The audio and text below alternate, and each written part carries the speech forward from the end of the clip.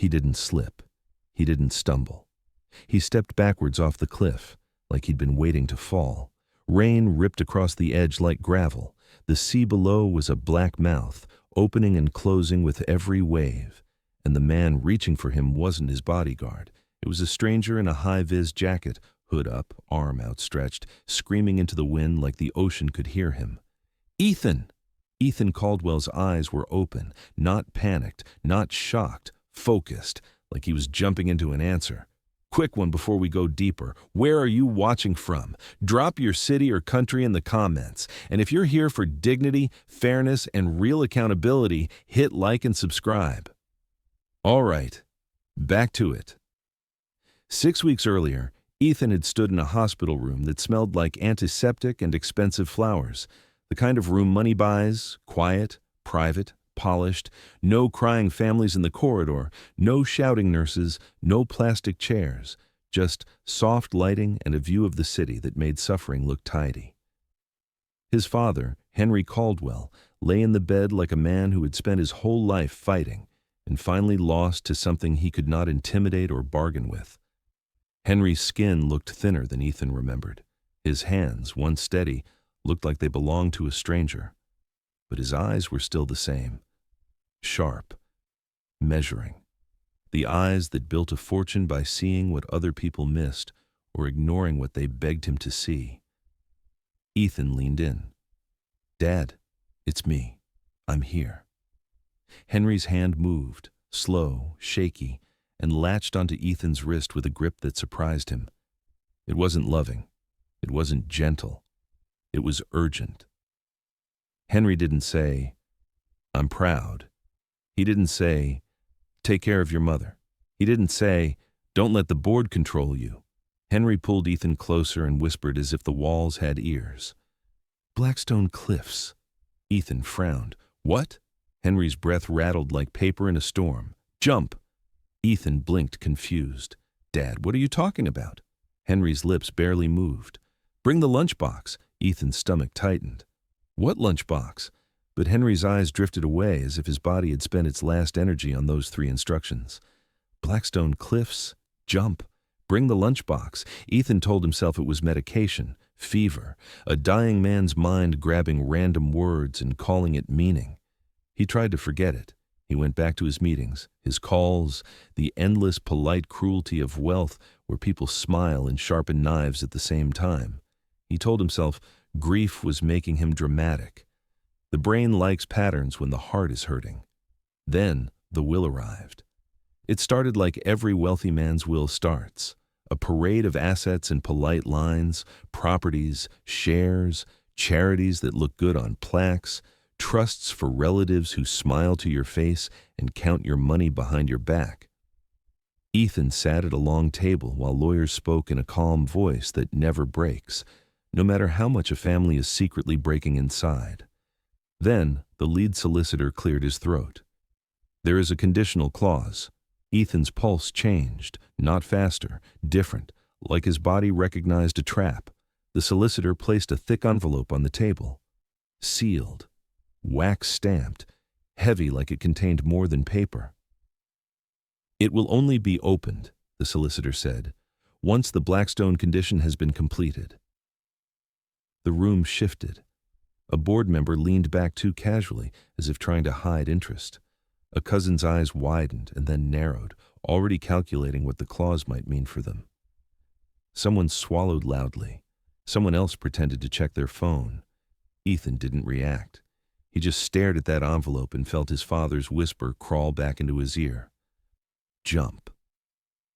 After the meeting, Ethan didn't go home. He didn't go to the office. He went somewhere he hadn't entered in years, his father's study. The room had been locked for most of Ethan's adult life. Even when Ethan was CEO on paper, Henry had kept that door shut. As a boy, Ethan used to stand outside it and feel the message in the wood. "This is not yours." Now, the key was in Ethan's pocket. He opened the door and stepped into a space that smelled like leather, wood polish, old cigars, and control. Everything was arranged to look calm. The calm of a man who feared chaos so much he organized the air. Ethan moved slowly, scanning shelves, drawers, boxes. Nothing personal, no warmth, no family photos, no childish mess. Just order. Then he saw it. On a shelf behind a row of perfectly organized books sat a small metal box, rusted at the corners, dented, ordinary. A lunchbox. Ethan's throat went dry. He hadn't seen it since he was 9 years old, standing outside this same study, asking his father what was inside. Henry had looked down at him, face blank, and said, "Not for you." Now it was for him. Ethan lifted it carefully, like it might bite. In that moment, the empire felt less real than the lunchbox, because empires can be spun with words.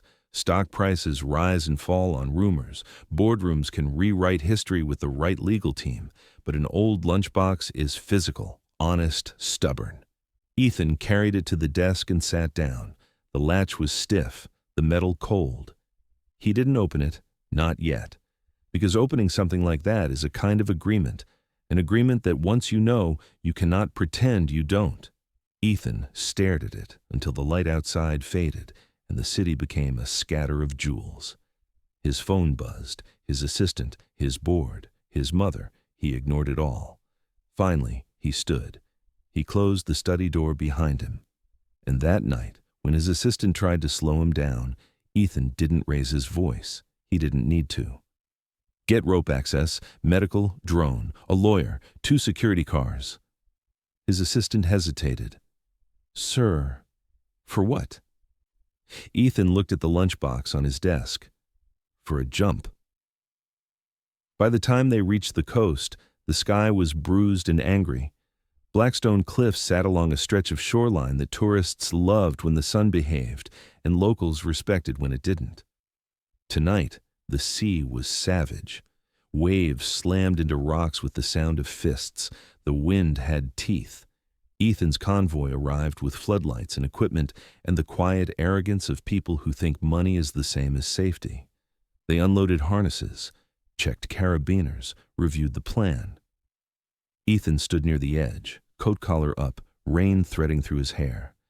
And then he noticed someone watching from a distance.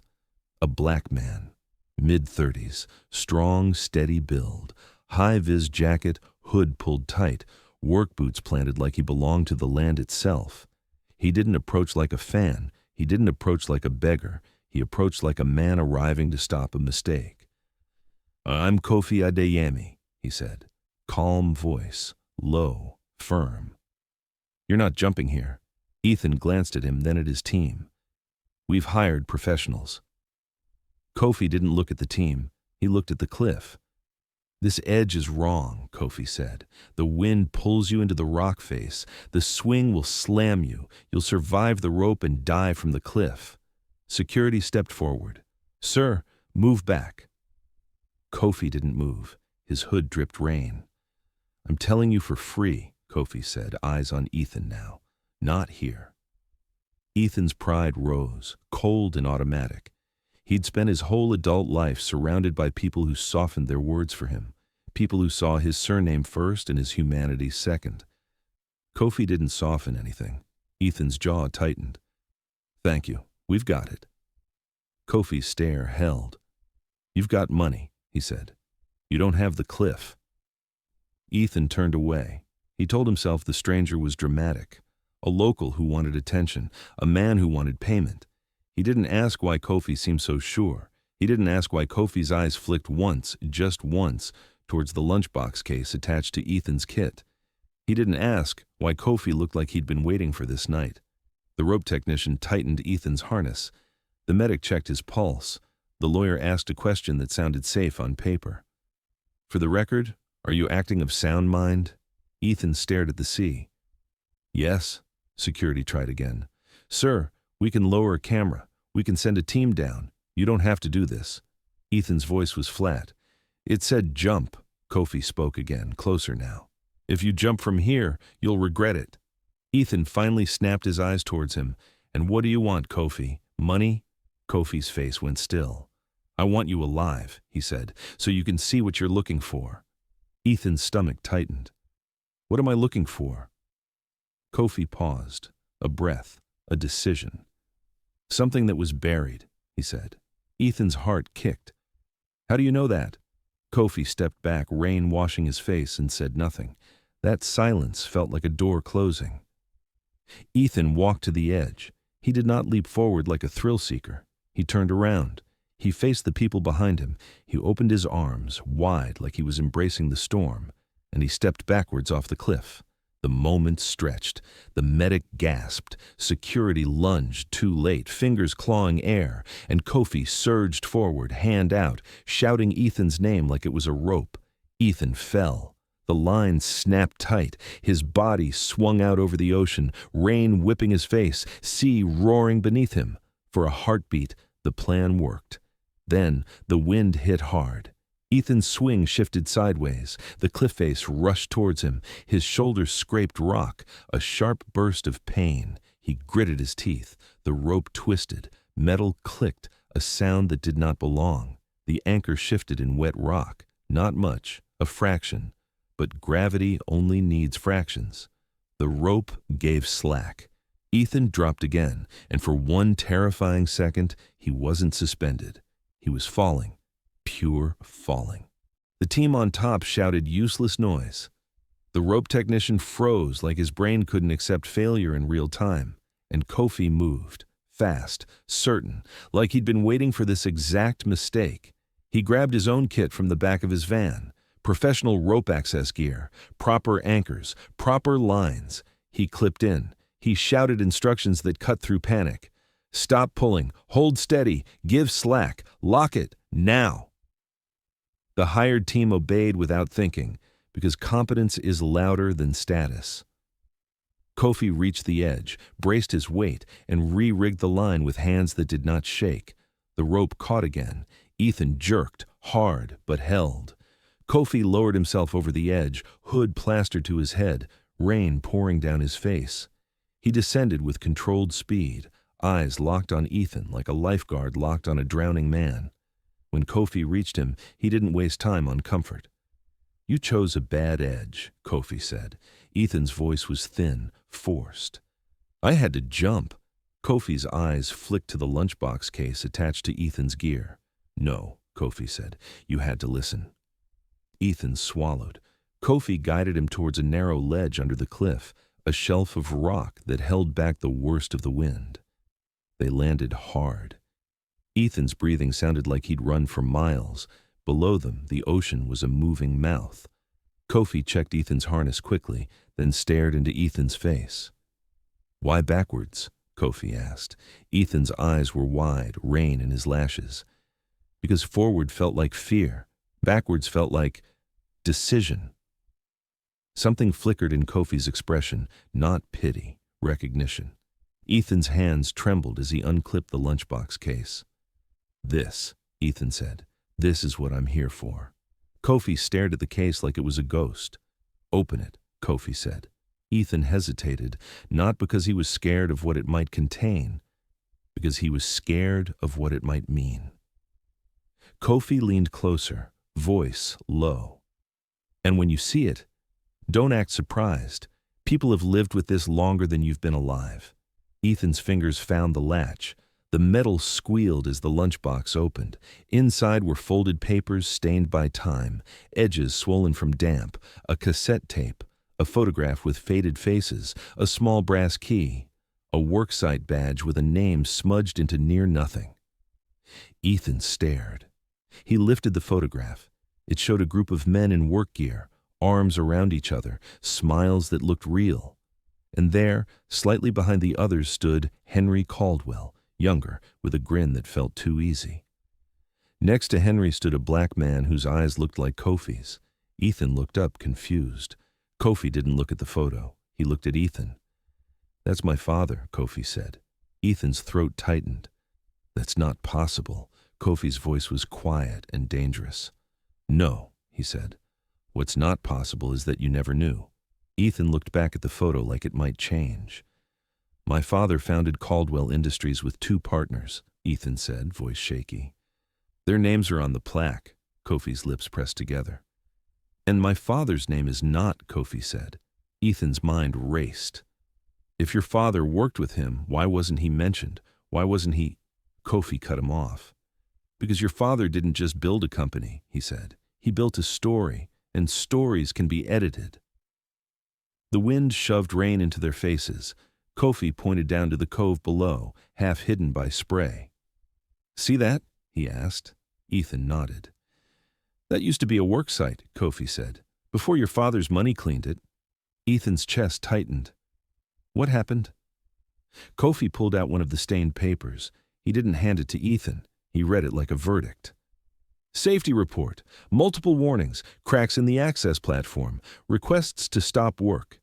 Ethan's voice turned small. And? Kofi's jaw clenched. My father reported it, Kofi said. He begged them to stop. Your father pushed ahead anyway. Ethan's eyes widened. Why? Kofi looked at him like the answer was obvious. Because delays cost money, Kofi said. Ethan's mouth opened, closed. Kofi's gaze didn't soften. This is why I told you not to jump from that edge, Kofi said. Your people come here with plans like paperwork protects them, but the cliff doesn't care about your paperwork. Ethan's hands closed around the cassette tape. What is this? He asked. Kofi's voice dropped. It's the day everything was buried, he said. Ethan stared. You've heard it? Kofi's eyes looked far away for a moment. Once, he said, when I was 16. My dad played it and told me never to speak of it again, because speaking costs you more than silence. Ethan's breath caught. We don't have a player. Kofi reached into his jacket and pulled out a small device wrapped in plastic, a portable tape player battered by time. Ethan stared. You brought that? Kofi's voice was flat. I knew you'd come one day. Ethan's pulse thudded. Kofi clicked the tape into the player. Static, wind, rain. Then a voice, younger, unmistakable. Henry Caldwell. Not the polished boardroom Henry. This voice was raw, nervous, breathing hard. If anyone finds this, Henry said, it means I didn't do what I should have done. Ethan's face tightened. There was an accident at Blackstone, Henry continued. That's what they'll call it. An accident, but we both know what it was. Another voice joined, lower, pained, a voice with quiet strength, Kofi's father. You chose profits, the man said, and my men died. Henry's voice cracked. I know, Kofi's father spoke again. Then say their names. There was a pause. Henry hesitated, and in that hesitation, Ethan heard something he'd never heard in his father. Fear. Then Henry started speaking names, one after another, not numbers, not incidents. Names that sounded like people who had mums and kids and favorite foods and inside jokes. Ethan's eyes stung, not from tears yet, but from shock. Kofi's hand tightened around the tape player so hard, his knuckles looked pale under wet skin. Ethan swallowed. Why didn't this go public? Why wasn't there a court case? Why wasn't... Kofi's laugh was dry. Because your father didn't just build a company, Kofi said. He built a machine, lawyers, settlements, threats dressed up as agreements. People were made to feel small for asking for truth. Ethan's voice turned bitter. So my whole life is built on this. Kofi's eyes held his. Now you see why the jump matters, Kofi said. It forces you where truth lives, underneath. Ethan stared into the ocean as if it might answer him. And right here, I want you to think about something. How many times have you seen someone powerful call something an accident when it was really a choice? If you've ever been on the receiving end of that, if you've ever watched truth get buried because it was inconvenient, drop a single word in the comments. Truth. Ethan looked down at the lunchbox again, and something shifted in him. The lunchbox was not a clue. It was a confession. And confessions do not ask you to feel bad. They ask you to act right. The wind shifted.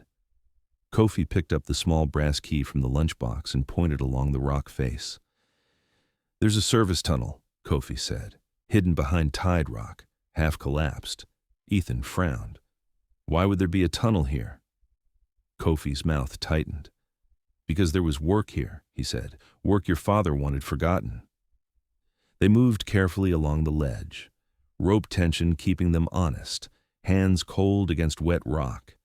Halfway, another gust slammed them. Ethan slipped, caught himself, heart in his throat. The lunchbox clanged against stone and the latch popped open. For a second, time slowed. The key slid towards the edge. Ethan lunged, too slow. Kofi caught it, barehanded, no hesitation. He held it up in his fist like a warning. "You see," Kofi said, "you still reach for the wrong thing first." Ethan stared. "What do you mean?" Kofi nodded towards Ethan's shaking hands.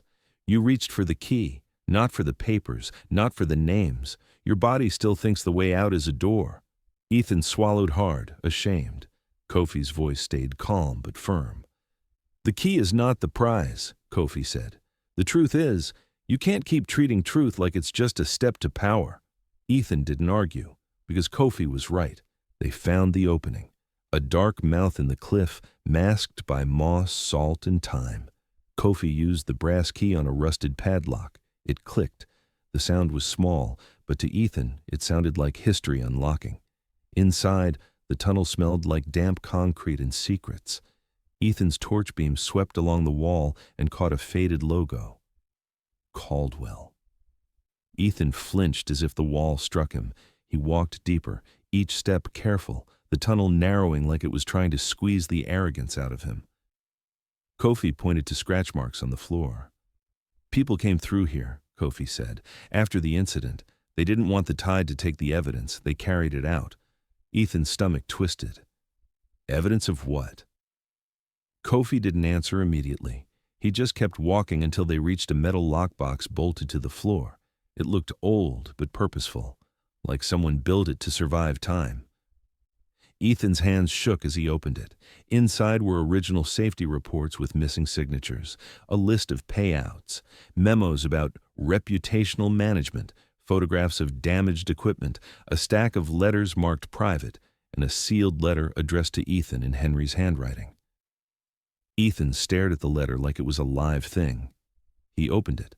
The handwriting was neat, controlled, but the words felt stripped.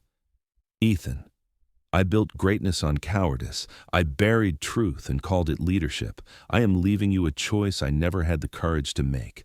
Tell the truth or become me." Ethan's breathing turned heavy. Kofi watched him closely, not to enjoy his pain, but to measure what kind of man he would be next. Ethan turned to Kofi, voice breaking. "Did my father ever try to make it right?" Kofi's eyes narrowed slightly, not unkind. "He tried to make it quiet," Kofi said. "That's not the same thing." Ethan nodded, because that sentence hurt exactly where it needed to. They climbed back. The crew on top pulled them in, drenched and shaken. Security swarmed Ethan, checking injuries. The rope technician kept saying, "I don't understand how it shifted. It shouldn't have shifted." Kofi didn't even look at him. He looked at the cliff. "It shifted because you assumed," Kofi muttered. "That's always how it happens." The lawyer stepped forward, eyes sharp. "Did you complete the condition?" Ethan held up the lunchbox. "Yes," he said. The lawyer nodded and pulled out the sealed envelope from his case. Ethan broke the wax.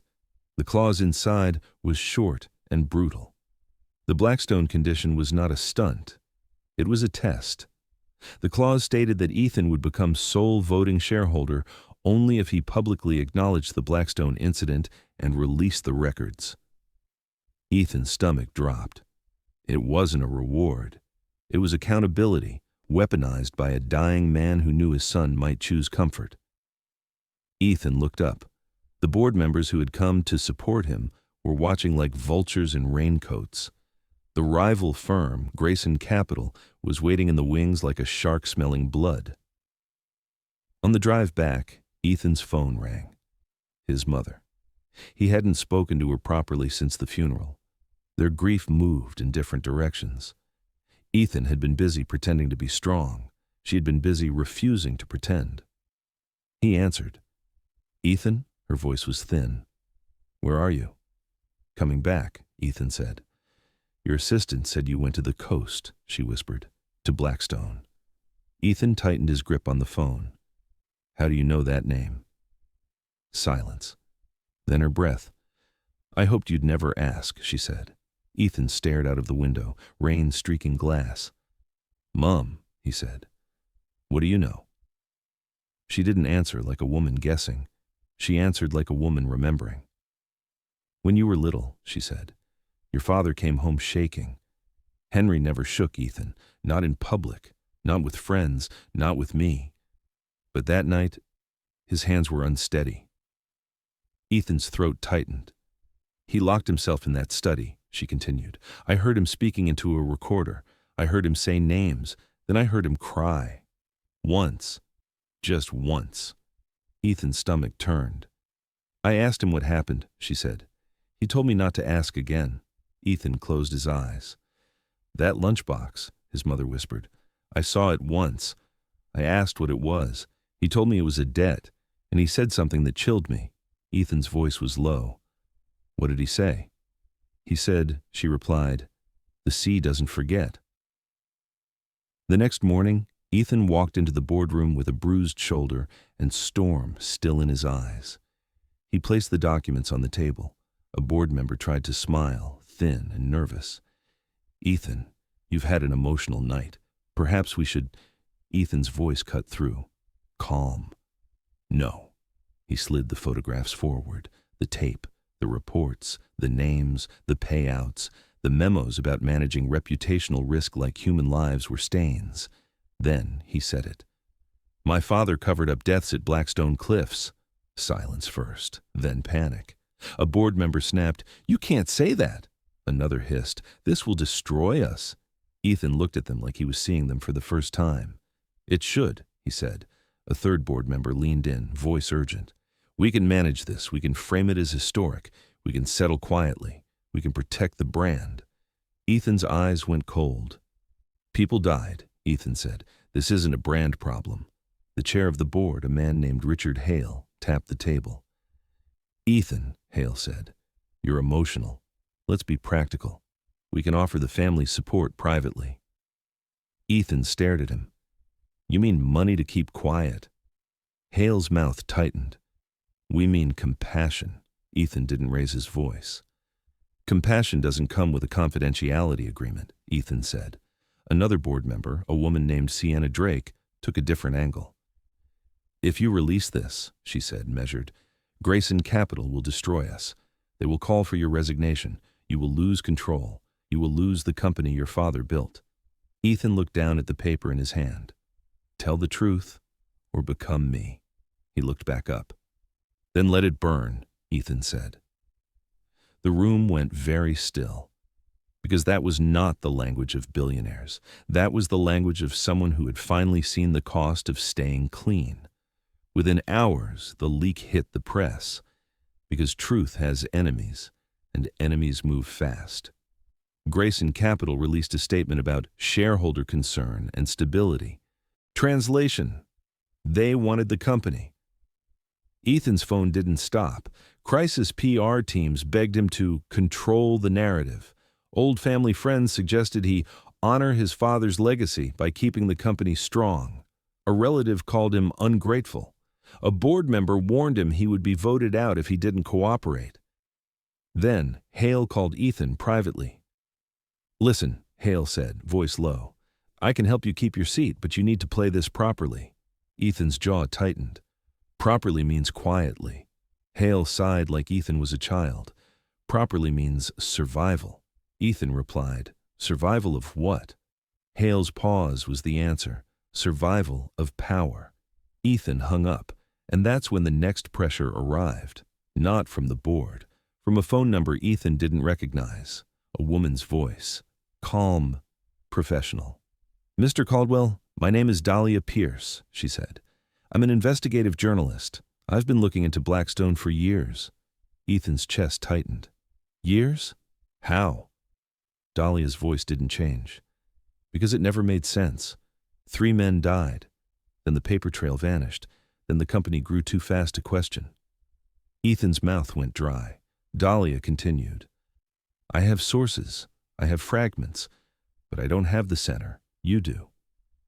Ethan glanced at the documents spread across his desk. "What do you want?" Ethan asked.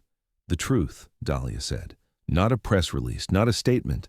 The truth with dates, names, signatures, and who ordered the silence. Ethan swallowed. If he gave it to her, he would lose control of the story. If he didn't, he would be doing exactly what his father did. Dahlia added something else, soft but sharp. I also know there's more than one site, she said. Ethan froze. How do you know that? He asked. A small pause. Because the people who get hurt, Dahlia said, rarely get hurt only once. Ethan stared at the rain outside and felt the future closing in. That day, Ethan called Kofi. Kofi answered on the second ring. You ready to do the hard thing? Kofi asked. Ethan swallowed. Tell me what the hard thing is. Kofi paused. The hard thing isn't a press conference, Kofi said. It's consequences. Ethan nodded, even though Kofi couldn't see him. I'm ready, Ethan said. Kofi's reply was quiet. Good, he said, because the machine will try to make you scared, and when you get scared, you'll be tempted to lie. Ethan exhaled. Kofi continued. If you lie now, you don't just betray the dead, you betray the living, including yourself. That night, Ethan did something he hadn't done in years. He visited the coastal town. No cameras, no entourage, no speeches prepared by lawyers. He walked into a community hall where older people sat with arms crossed, faces set. They looked at him like he was a storm that had finally decided to show its name. Kofi stood beside him, hood down now, eyes steady. Ethan cleared his throat. My father caused harm here, Ethan said, and he hid it. A woman stood, her hands shaking with anger. My brother died, she said. They told us it was an accident. My mom died believing a lie. Ethan's chest tightened. I'm sorry. The room stiffened at the word. Because sorry is light and grief is heavy. Kofi spoke, firm. Sorry isn't the finish, it's the start. Ethan nodded, swallowing. I will release everything, Ethan said. No NDAs, no hush money, no quiet settlements. Every record will be public. Every name will be spoken. A man's voice cut through like a blade. And what do you want in return? Ethan met his eyes. Nothing, Ethan said. I want you to have what you should have had, truth, and a chance to choose what happens next. A younger man in the back laughed bitterly. You want applause? You want forgiveness? Ethan shook his head. I'm not entitled to either. The room went quiet. Not soft, not kind, just quiet. Then an older woman, voice calm, asked a question that landed like a hammer. Will you say the names? She asked. Ethan's throat tightened. He nodded once. Yes, he said. Every name? And he did. He read the names from the tape transcript, and with each name the room changed, not because they trusted him, because they heard their dead being treated like humans again, not like footnotes. Afterwards, people didn't rush to hug Ethan. Nobody clapped. No one told him he was brave. They watched him leave. And that was the point. Because the hardest form of accountability is doing what's right when nobody rewards you for it. 2 days later, Ethan stood at a podium under harsh lights. He didn't smile. He didn't perform grief.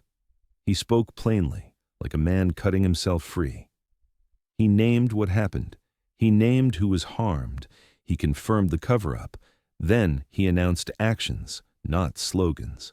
Full release of records, independent investigation funding, a restitution fund for families administered independently, not by Caldwell lawyers, a memorial site built without company branding, whistleblower protections across the company, external ethics oversight, a public timeline of decisions, including who signed what and who refused to sign. Reporters shouted questions. Is this a PR move? Ethan stared into the cameras. I jumped off a cliff to find the truth, he said. I'm not here to survive this, I'm here to stop lying. The fallout came fast. Share price dropped. Partners froze contracts. The board attempted to remove him. Grayson Capital offered a rescue package with poison inside. Headlines tried to paint Ethan as unstable, reckless. Some implied he'd jumped because he wanted to die. Grayson didn't say it outright. They didn't need to. They let people assume.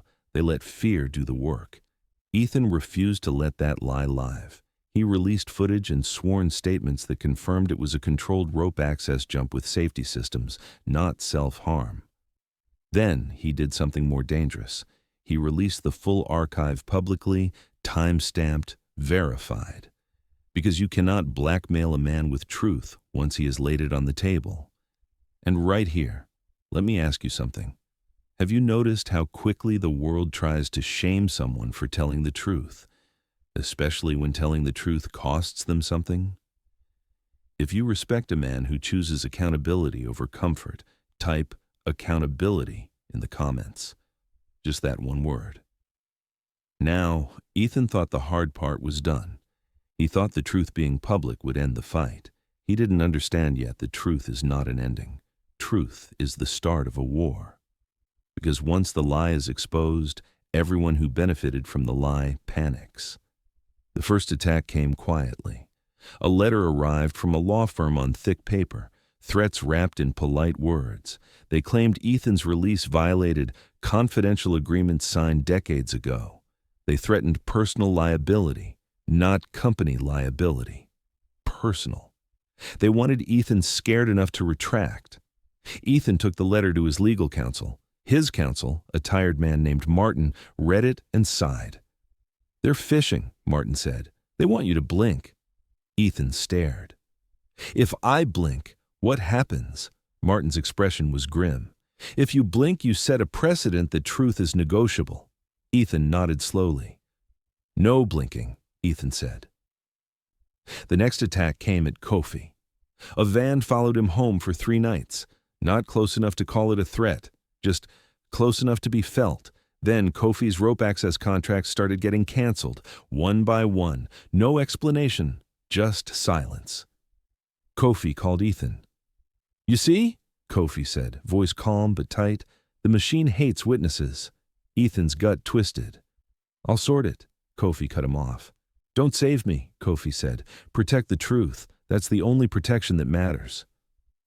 Ethan swallowed, ashamed again, because even now his instincts were to fix things with power. Kofi wasn't asking for power. Kofi was asking for integrity. Then, the next micro-reveal hit. A whistleblower inside Caldwell Industries sent Ethan a message. Not an email, a burner text. It contained 2 lines. They buried more than Blackstone. "Check site register, North Coast Division." Ethan's chest tightened. He showed it to Martin. Martin stared. "Do we know who sent it?" Ethan shook his head. "No." Martin exhaled. "Then assume they're terrified." Ethan's voice was low. "Terrified of what?" Martin looked up. "Of what happens to people who speak." Ethan's hands curled into fists. He called Dahlia Pierce. When she answered, her tone was steady, like she'd been waiting. "I told you," Dahlia said. "It's rarely only one site." Ethan's voice was tight. "If you publish rumors without proof, you'll ruin lives." Dahlia replied, "Then don't give me rumors. Give me proof." Ethan looked at the lunchbox on his table like it was watching him. "I have proof for Blackstone," he said. "Not for the rest." Dahlia's pause was careful. "Then you find it," she said. Ethan hung up and stared at the ceiling. That night, Ethan didn't sleep. He kept hearing Henry's letter. "Tell the truth, or become me." He wondered how many times his father had heard that sentence in his own mind and still chose comfort. Then Ethan did something he hadn't done since he was a child. He went to his mother. Her house was quiet, curtains drawn, the kind of quiet grief makes. She opened the door, eyes tired. "Ethan." He stepped inside and looked around. Family photos on the wall, a life that existed outside the empire. Ethan sat opposite her and said, "Mom, did Dad ever talk about partners? About people who helped him early on?" His mother's eyes drifted away. "He called them resources," she said softly. Ethan's stomach turned. She continued. "There were names he didn't like being said in the house, names that made him angry." Ethan leaned in. "Which names?" His mother hesitated, then spoke. "Adeyemi," she said. Ethan's breath caught. "He hated that name," she whispered, "not because he didn't know it, because he did." Ethan swallowed hard. His mother added, "Henry used to say, 'Some people want credit more than they want peace,' and I used to think he meant greedy business partners." She looked at Ethan with a sadness that felt like truth. "Now I wonder if he meant people who wanted justice." Ethan's voice turned rough. "Why did you stay?" His mother's eyes flicked to him. "I stayed," she said, "because I thought I could soften him. I thought love could change the shape of a man who refuses to look at himself." She smiled, small and bitter. "Love doesn't change a man who worships control," she said. "It only teaches him how to look gentle while he does harm." Ethan sat back stunned. His mother reached across the table and put her hand on his. "But you," she said, "you still have time." Ethan's throat tightened. The next day, the board tried again. They called an emergency meeting. Hale spoke first, voice authoritative like he owned oxygen. "We need to remove Ethan temporarily," Hale said, "for the good of the company." Ethan stared at him. "For the good of the lie." Hale's face tightened. "For the good of shareholders." Ethan's voice stayed calm. "Then tell the shareholders why you want me gone." Silence. Sienna Drake leaned forward. "This is not personal," she said. "You are a risk. Grayson is offering a stabilization deal. If we take it, we survive." Ethan asked, "Survive as what?" Sienna's eyes didn't blink. "A company." Ethan nodded slowly. "A company built on burying people." Hale slapped the table once. "Enough. You are not the moral judge of this board." Ethan looked around at them. "Then who is?" Ethan asked quietly. "If not the people in charge, who?" Nobody answered, because they didn't want a judge. They wanted a manager. That's when Ethan played the clause. He lifted the conditional letter and placed it on the table. "This clause activates sole voting rights," Ethan said, "and it activates only if records are released." Hale's eyes narrowed. "You're bluffing." Ethan shook his head. "No, my father made sure you couldn't stop this." The board realized it then. Henry had designed his own punishment, and Ethan was the knife. Hale's voice went low. "Your father gave you power. Use it wisely." Ethan replied, "I'm trying. For the first time." Grayson Capital went public with their next move. They announced an intention to acquire a controlling stake to protect shareholder value. They framed Ethan as unstable. They described his jump as reckless self-endangerment. They hinted at mental health without naming it. It was a smear wrapped in concern. Ethan watched the news clip in his office and felt rage rise, not because they were attacking him, because they were using the same tactic his father used. Make the truth-teller look unreliable, make the witness look emotional, make accountability look like madness. Ethan called Kofi again. Kofi answered. Ethan's voice was tight. "They're coming for you too," Kofi replied. "They already did." Ethan swallowed. "I can hire you, put you on payroll, protect you." Kofi's laugh was short. "That's your old brain talking." Ethan frowned. "What do you mean?" Kofi's voice hardened. "Stop trying to buy your way out of discomfort," Kofi said. "You want to do something? Make the truth impossible to bury." Ethan nodded. "All right," Ethan said. "What's next?" Kofi paused, then said, "We go back in daylight. We document everything. We make it public in a way nobody can rewrite." So they went back. Daylight revealed how close the night had been to death. The cliff edge was sharper than it looked at night. The rock slicker. The wind still unpredictable. Kofi walked Ethan to the exact point he had warned him about. "This is the wrong edge," Kofi said. "This is where arrogance dies." Ethan stared down, stomach tight. Kofi pointed to a different section. "This is the right edge," Kofi said. "This is where respect keeps you alive." Ethan nodded, understanding the metaphor without needing it explained. They filmed the tunnel entrance, the padlock, the faded Caldwell logo in the tunnel, the bolted lockbox, the papers, the memos, the safety reports, the missing signatures. Dahlia Pierce joined them, camera crew small, careful. She didn't gloat. She didn't perform drama. She looked at the wall logo and shook her head. "They put their name on the crime scene," she muttered. Ethan's voice was low. Because they didn't think anyone would come back. Dahlia looked at him. Your father thought wrong, she said, and so did you until you jumped. Ethan flinched, but he didn't deny it.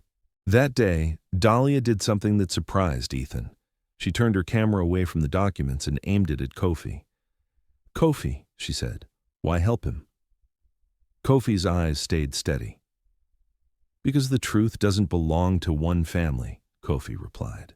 And because if I let him die out there, I'd still be carrying the same weight, just with different guilt. Dahlia nodded slowly. And I want you to hear that. Sometimes justice is not revenge. Sometimes justice is refusing to let the lie claim another body. Ethan and Kofi returned to the town hall again, this time with organizers, advocates, and an independent legal team for families. Ethan stood at the front and said, I'm not asking you to trust me. I'm offering you control. He announced the restitution fund would be managed by a panel of local representatives, not company executives. He offered legal support for families. He offered lifetime counseling coverage. He offered scholarships funded from his personal holdings. A man stood and asked, why personal holdings? Ethan's answer was simple. Because if the cost doesn't touch me, Ethan said, then it's not accountability. It's theater. The room shifted. Not forgiveness, but something else. Respect, maybe, or the first step towards it. After that, Ethan's world became paperwork and pain, depositions, lawyers, old contracts, internal emails. The most chilling part was how normal it all looked. The memos didn't say, let people die. They said things like, mitigate reputational impact, streamline operational delays, settle with discretion. 1,000 small phrases that turned human suffering into a line item. Ethan started speaking those phrases out loud just to feel how cold they were in his mouth. And each time, he felt a new kind of disgust. Not disgust for his father alone. Disgust for the way money teaches you to call cruelty by a cleaner name. Weeks later, the first court hearing began. Cameras outside, protesters, supporters, people shouting different truths. Ethan walked past them, not smiling, not waving. Inside, Grayson's legal team tried to paint him as unstable. They brought up the cliff jump. They framed it as a breakdown. They implied he was acting irrationally out of grief. Ethan listened, calm. Then his counsel stood and said, the jump is irrelevant. The evidence is not. And that was the turning point. Because evidence is harder to insult. Evidence doesn't care about your opinion. Evidence just sits there quiet and ruins people. Grayson tried another approach. They offered Ethan a private deal, a settlement with families, massive in numbers, tied to strict confidentiality. They promised board stability, a public statement about historic regret, and a quiet return to normal. Ethan read the offer and felt his stomach turn. This was what Henry would have done. Make the pain expensive so the truth stays cheap. Ethan called Kofi. Kofi didn't let him speak first. Don't do it, Kofi said. Ethan exhaled. I wasn't going to. Kofi's voice softened slightly. Good. Ethan paused. How did you know? Kofi replied. Because the machine always offers comfort right before it breaks. Ethan hung up and made his decision. He rejected the confidentiality. He offered money without silence. He offered support without erasure. And that is when something unexpected happened. A second whistleblower surfaced. This one didn't send a text. This one walked into Dahlia Pierce's office with a folder and shaking hands. The whistleblower's name was Anya Linton. She was in her late 40s, an administrative manager who had worked at Caldwell Industries for 2 decades. Dahlia called Ethan immediately. She's here, Dahlia said, and she's terrified. Ethan's voice tightened. Put her on. Anya's voice trembled. Mr. Caldwell? Yes, Ethan said gently. You're safe. Anya let out a shaky breath. I'm not safe, she said, but I'm tired. Ethan listened. Anya continued. There's a register, an internal one. Sites, incidents, payouts. It was kept off the official system. Ethan's chest tightened. Where is it? Anya paused. I can't give you the original, she said. They'll know it was me, but I copied pages. I hid them. Ethan's heart pounded. How many sites? Anya whispered. More than you want to know. And then she said something that made Ethan feel cold. Blackstone wasn't the worst, Anya said. Ethan closed his eyes, because the cliff had already felt like the bottom of the world, and now he was being told the cliff was not the bottom. If you're still with me right now, I want you to answer this honestly. Do you think most powerful families have one secret, or many? Because this is the moment where the story stops being about one billionaire and becomes about an entire system. Ethan met Anya privately, with Dahlia present and a legal advocate for whistleblowers. Anya slid the copied pages across the table. Ethan's eyes scanned lines, site names, division codes, dates. Some entries had simple phrases beside them. Slip. Equipment failure. Unverified. Resolved. Ethan's jaw tightened, because resolved was a word that meant paid, silenced, buried. Ethan looked up at Anya. Why now? He asked. Anya's eyes filled. Because I watched people laugh about it, she whispered. I watched executives tell jokes about storm season like it was a bonus. I watched a young man lose his fingers and get offered a check and a warning. Ethan's throat tightened. Why didn't you speak earlier? Anya swallowed. Because I have a son, she said, and fear is a chain. Ethan nodded slowly. Thank you, he said, for breaking it. Ethan realized something then. The truth was not hidden in caves only. The truth was hidden in people, in the parts of their lives they swallowed to survive. That is why money can't buy truth, because truth is carried by those who had to pay for it with their bodies. Ethan made the register public, not the original to protect Anya, but enough. Enough to trigger investigations, enough to stop the machine pretending Blackstone was a one-off. Grayson's shares dipped in response because they had been tied to the takeover plan. They started to lose appetite, not because they cared about ethics, because they feared risk. And for once, fear worked in the right direction. Months passed. Ethan's hair grew slightly messier. His face looked less polished. The sleek billionaire veneer cracked, and underneath was a man who slept in fragments. He didn't drink more. He didn't party. He didn't escape. He worked. He met families. He attended hearings. He listened to stories that made his stomach hurt. He learned names. He learned what the dead like to do on weekends. He learned how people talk about someone when they love them. And every time he learned a new detail, the lie his father built felt uglier. Because the lie wasn't just cover-up. The lie was disrespect. The lie was saying, your life is less important than my timeline. Ethan kept going anyway, not because he felt like a hero, because the alternative was becoming Henry. A memorial was built near the cliffs, not a shiny statue, not a corporate monument, a simple place, names carved into stone, quiet benches, a view of the sea. No Caldwell logo. Ethan attended the first gathering without press. He stood at the back like he didn't deserve the front. Kofi watched him from a distance, arms folded, not hostile, just measuring. After it ended, Ethan walked towards Kofi. I'm doing what I can, Ethan said. Kofi's eyes held him. No, Kofi said. You're doing what you should. Ethan swallowed. You don't forgive me. Kofi's voice stayed level. I'm not your ending. I'm your mirror. Ethan nodded slowly. What do I do next? Kofi looked out at the sea. You keep going when nobody claps, Kofi said. Grayson Capital made one last play. They tried to twist the narrative again. They hired a PR firm that specialized in turning truth into confusion. They pushed the idea that Ethan's actions were personal guilt, not corporate necessity.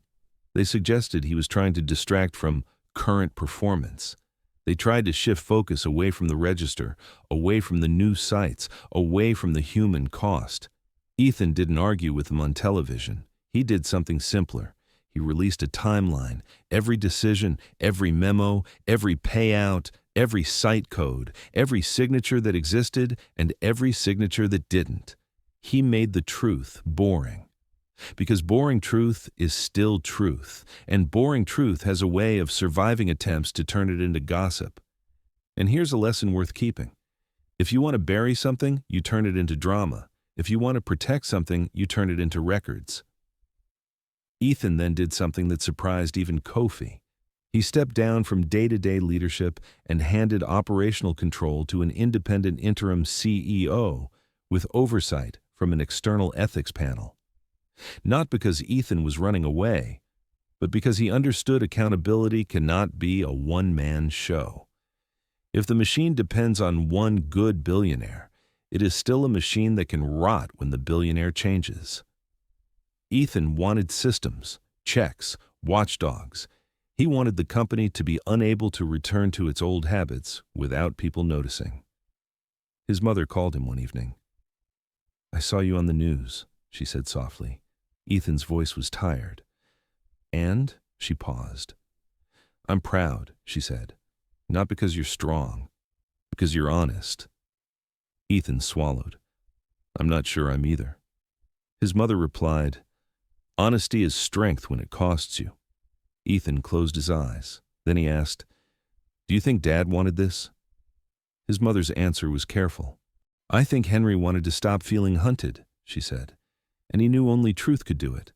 But he didn't have the courage to live with the consequences." Ethan's voice tightened. "So he gave me the consequences." His mother whispered, "Yes." Ethan sat in silence after the call ended. He thought about the cliff. He thought about stepping backwards. He realized why it felt like decision. Because it was the first time he'd stepped away from the story his father wrote for him. The story where Caldwell men always win, even when they're wrong. Months later, Ethan went to his father's grave alone. No driver, no security, just Ethan and the quiet. He stood there a long time. Then he spoke softly, like he wasn't sure if the world deserved his honesty yet. "You made me jump." He waited. Nothing answered. But something in Ethan's chest moved. He finally understood Henry's final act. Henry didn't send him to win. Henry sent him to choose. Ethan whispered, "I didn't become you." And for the first time in years, Ethan inhaled deeply, like air was allowed to reach the bottom of him. That was what he was looking for. Not money, not control, a truth he could live with, a peace he could not purchase, only earn. And if this story hit you, here's the lesson to carry with you. When your comfort is built on someone else's silence, you don't need better excuses. You need the courage to make it right. Because dignity, fairness, and real accountability are not feelings. They are actions. They are the decisions you make when no one is watching, and when everyone is watching, and when it costs you either way. If you've watched this far, you already know the truth. Sometimes the only thing money can't buy is the one thing that lets you sleep. A clean conscience. A life that isn't built on a lie. If you want a part 2, tell me in the comments. Should Ethan dig into the rest of the sites on that register, or should he walk away and protect what's left of his life? And if you're here for stories that stand on dignity, fairness, and real accountability, hit like, subscribe, and share this with someone who needs a reminder that truth still matters. Days later, a thin file landed on Ethan's desk. No return address. Inside was a copied page from an old safety register. Multiple locations listed. One line circled in red. A sticky note on top read, "Blackstone wasn't the first." Ethan stared at it, and for the first time since the cliff, he felt fear. Not of losing money, of how many names were still waiting to be spoken,